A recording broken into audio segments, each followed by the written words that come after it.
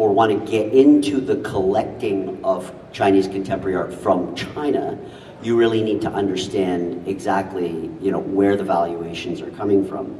Does anybody here know how Chinese art, from like contemporary Chinese art, is priced in China? Like when you see an artist, a Western artist, they'll say, oh, their paintings sell from this range to this range. Does anybody have any idea how Chinese artists have been priced? It's actually by square meter. It's like you're buying tiles. It's like you're going, to buy tiles for your bathroom. And that's why Chinese contemporary art is so big. So you can imagine the Mona Lisa that was what, like 70 centimeters by 70 centimeters wouldn't go for very much. But the fact remains that this is how they are valuating themselves. So if you're $800 per square meter, another person's $8,000 per square meter. This is exactly how they value their art, and it is so it's unlike anything that anybody's heard. And that's another reason why I can see traditional art galleries sort of taking a step back and saying, whoa, we don't really understand this. Because most artists, when you talk to them, they talk about the art, they talk about their passion. I've never had a conversation with any of these artists in China, especially the military artists, without the subject of money coming up. Usually within the first few sentences, they'll say, yeah, my subject matter is this, but do you know how much my paintings sell for? And then they will go on to tell me that they sold 50 paintings in Paris for X number of dollars. I've never heard a Western artist talk like that, but they do in China. And I'm not saying that this, I'm not saying that this art is not good. You're going to see some paintings that will just blow your mind. It's somehow Chinese contemporary art has moved into this extremely, almost bizarre realm, like many things that have been evolving out of China. But it has moved into a realm that many traditional collectors don't quite understand. And it has moved so quickly that many people are afraid that there's a massive bubble in the art valuations. So that's why you see contemporary Chinese art changing hands so often, kind of like with real estate. They don't want to hang it on to it too long because they just don't know when that bubble might crash. So people very often ask me, okay, this sounds like a really good opportunity to make some money. How do I actually start collecting Chinese contemporary art? Well, without giving like a how-to book, first of all, you have to remember these artists are well and alive. The youngest artist I met who had really high valuations to his painting, he was about 32 years old. So assuming he lives like 82, he's got a lot of years to put painting, to mount some paintings. So what happens is, one of the best collectors the smartest collector, I don't know if he's the best, but he was the smartest collector that I ever met, said, get to know the artists. So very often these artists will travel around and he actually gets to know the artist. And when you get to know the artist, very often they will gift you with paintings, or they will say, you know what, this is what my paintings normally sell for, but I'm going to give it to you at half price. And that is actually how some of these collectors amass a ridiculous amount of paintings. If you meet a Western collector and they have a decent collection, they might say, I have 50 valuable paintings. These Chinese collectors, some of them say, yeah, I have about 500. And it was a very, very large number. The next thing is, buying, you get to know the artist, but you also buy directly from the artist themselves instead of going through an agent. By the time these Chinese contemporary artists have met an agent, then you're probably not going to make too much money. It's kind of like a house that's been on the market, for too long and going from broker to broker. The margin's already been dissipated.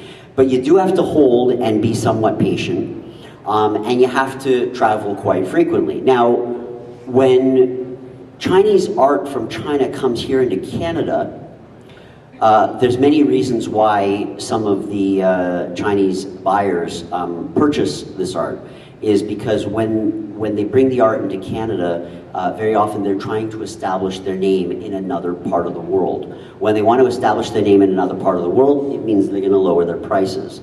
So very often they'll lower the prices and they'll purchase them. That's just, these are just facts, and these are, I'm not saying whether it's good or bad. I'm just saying this is the reality of where the business of Chinese contemporary art seems to have landed. But I always tell people that the best way to collect art is to buy things you enjoy, buy things you appreciate, so that no matter what happens to the value, if it bottoms out or whatever, you will always enjoy that piece of art. And I will show you some pieces in about 2 seconds, and you will, judge for yourself whether these are the types of paintings that that you would buy. Now, I only put good ones. I've seen awful ones. Okay? In fact, I've been gifted many awful paintings that are in my office. I would never pay money for them, but their valuations are quite high, just because of the title of the person that happened to paint them. So I've spoken about the bubble. I mean, there's no doubt that with Chinese contemporary art coming out of China, that there is a huge bubble. There's a couple of galleries in Vancouver that said that their sales have slowed right down because people are afraid that the valuations are going to bottom out. Again, I just say, you know what? You should be going after people who truly appreciate Chinese contemporary art. Now, I will show you examples also of where some Chinese artists have tried to go completely in Western styles. They're doing things that almost look like Group of Seven type paintings. That I think is not quite unique. I think some of the best art that I've seen is a fusion between East and West. They're either taking the Eastern mediums, using Western subject matter, or vice versa.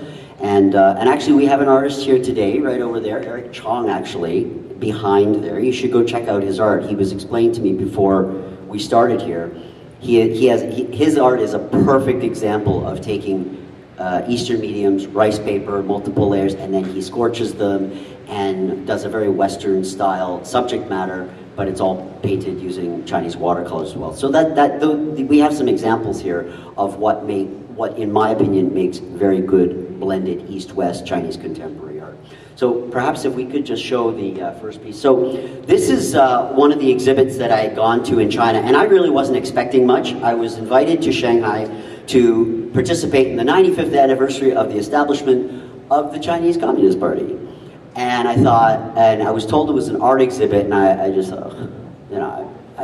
I knew they were all military, and I've seen military art, and I was just having these visions of just boring military paintings, and I was very pleasantly surprised. So this actually is on the second floor of the Expo building in Shanghai. They've kept that building, obviously. It's the beautiful red building for those of you who were at Expo or saw Expo.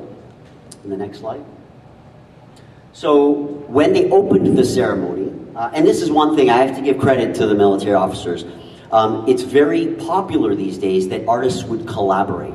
Western artists tend not to do that so much, but Chinese artists love to do it. So 4 or 5 artists will get together, and they will put up a massive mural, and they will paint together, kind of like a band doing, producing music and jamming. They will basically jam, but with paint.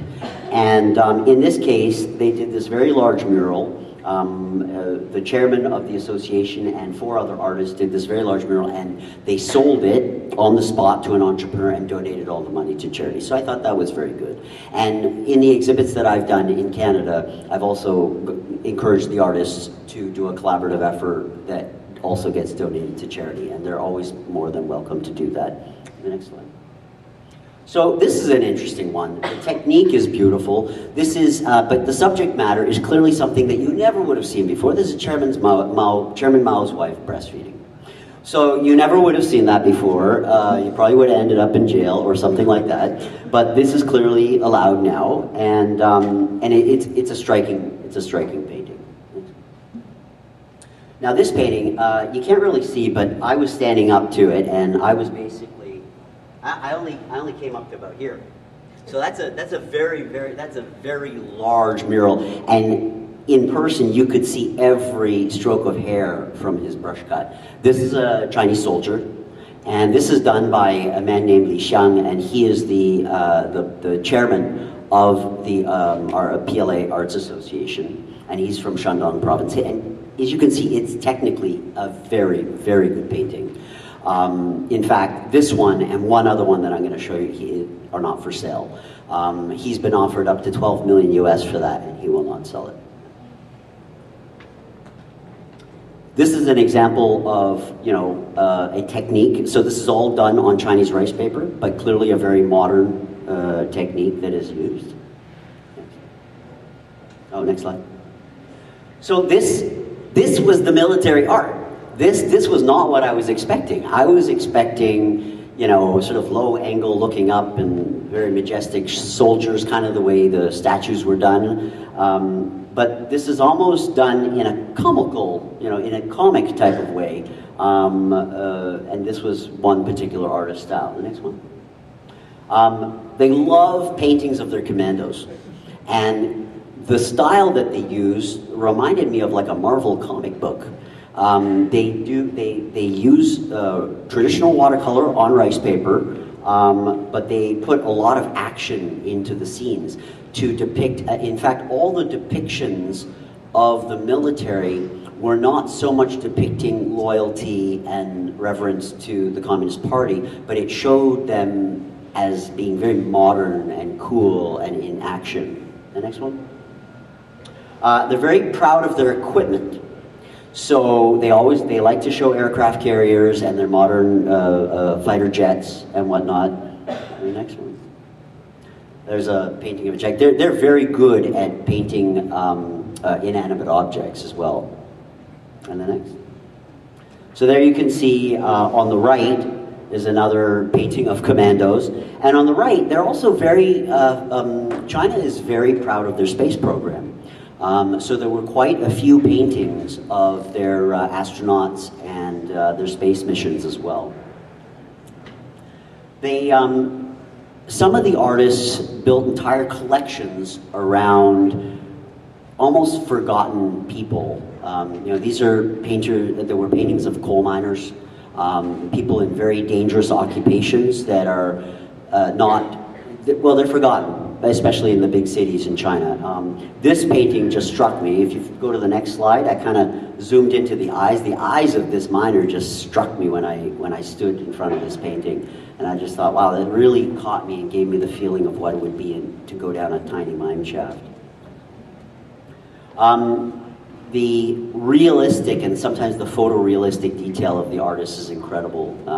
These are typical rock formations you will see in the coast in the South China Sea. And as you can see, some of the artists experiment with their style. Some of them are very cartoony. Some of them are more serious. Some of them literally are cartoons. Okay, this is an example, and it's actually a very good example. So if you subject matter aside, it looks very much like a Western painting. So this is actually oil on canvas, but clearly the subject matter is China. Next one. So this is titled Mother, Mother, and this one is done by Li Xiang as well, and the painting is, wow, it's got to be at least 6.5 feet tall. This is watercolor. And normally something this large and this detailed and so photorealistic would be done in acrylic or oil, but this particular painting and just the hair strokes and the cracks in her face, it's all done in watercolor. And rice paper doesn't come in that size, so actually the artist took many strips of rice paper and had to glue them together and then painted on top of that. This painting we actually brought to Canada for our last exhibit. It's also another one of those priceless ones that he forgets that he will not sell.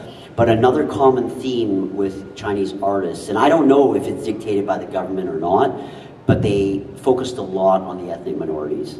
I don't know where that comes from. I mean, in Canada we have had a long period of reflection, and I really like how we as a society now are reflecting upon our own Indigenous people and whatnot. And In China, you know, certainly you can debate all you want about the government's motives, but from the artist standpoint, they love the subject matter. They will spend, you know, months with the indigenous people and painting their colorful costumes and whatnot.